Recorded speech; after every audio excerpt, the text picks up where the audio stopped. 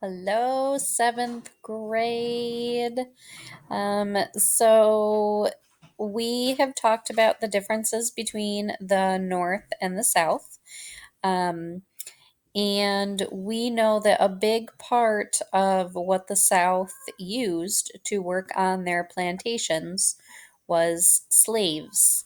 Um, because we still have quite a few things to cover and only, let's see, Thursday, Monday, and Wednesday, and then we're done with instruction. So I kind of had to skip some of the lessons on slavery. We know what it is, we know that plantations in the South used it. So instead, we're going to move to reform movements in the United States for abolitionists or people who tried to get rid of slavery. So it's pretty easy today. I am just going to read this, and then I think there's only like 4 Google form questions. Um, so, demanding an end to slavery. The abolition movement was a movement to end slavery. The movement grew into one of the largest reform movements of the mid 1800s. Supporters of the abolition were called abolitionists. Men and women, blacks and whites, from both the North and the South, were abolitionists. The rebirth of religious feelings and the Second Great Awakening contributed to a larger number of people opposed to slavery.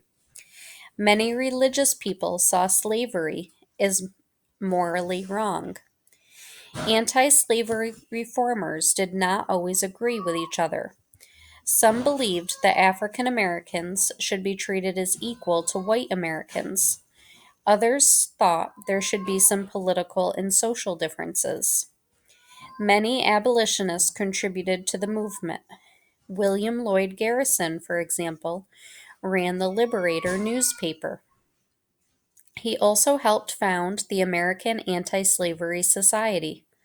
This group called for the immediate end to slavery in the United States.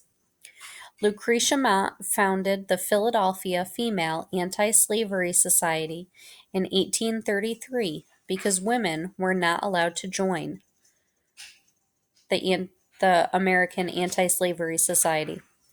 Angelina and Sarah Grimke were 2 sisters from a Southern slaveholder family. The book they wrote, American Slavery as It Is, was one of the most anti slavery works of its time. Because Frederick Douglass had been a slave, he spoke from experience. His writings and powerful speeches convinced some people slavery was wrong. Many other ex slaves also were active abolitionists. One was Sojourner Truth, who became famous for her anti slavery speeches. Escape to the North. The Underground Railroad was not an actual railroad. It was the name given to a network of white and black abolitionists who helped escaped slaves travel to free territory. One of the most famous conductors on this railroad was an escaped slave named Harriet Tubman.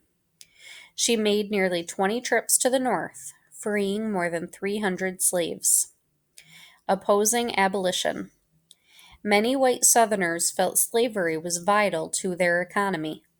They also felt that outsiders should not tell them what to do. Some Northerners feared that freed slaves would take jobs away from white people. Sorry, I didn't have that last little chunk scanned, so I had to read it from the book. Okay, so I lied. I think instead of 4 Google form questions, it is only 5. Guys, that should take you. Oops, I flipped to the wrong one. That should take you literally like 1 minute to go and do. You can probably find quite a few of the answers right in here. They are true false questions. So again, it shouldn't take you long. Go get it done. Even the cat says to. Oh, cat. Anyway, have a great Thursday. Oh, she's going to hit me in the head with a tail now. Have a great Thursday. I'll see you Friday with a review. Bye.